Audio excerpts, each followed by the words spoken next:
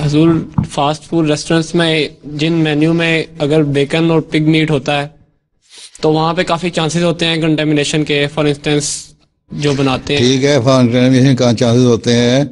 सिर्फ यही नहीं है, बेकन होता है, बाज़ जगह लाड भी इस्तेमाल होती है, बाज़ जगह वो ड्रेसिंग में वाइन भी इस्तेमाल कर लेते हैं। ठीक है, खानों में फास्ट फूड के अलावा भी। और दूसरे ये है कि चाहे वो नांडोज हो या मैकडोनल्ड हो या कोई किसी का बर्गर हो, जहाँ वो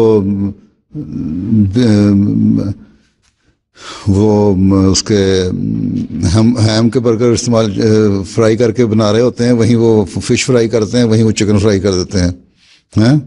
तो असर तो हो जाता है। इसलिए पहले उनसे पूछ लिया करो कि एक जगह तो नहीं फ्राई कर रहे सारी चीज़ें हैं, और बचना ज़्यादा बेहतर है।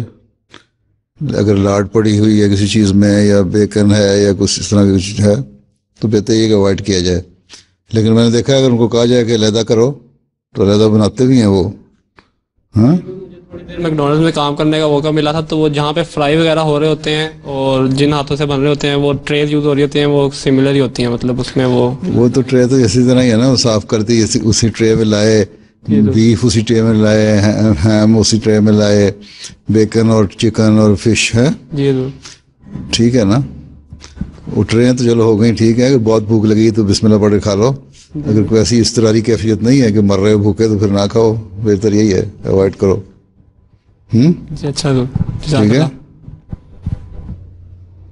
हाँ,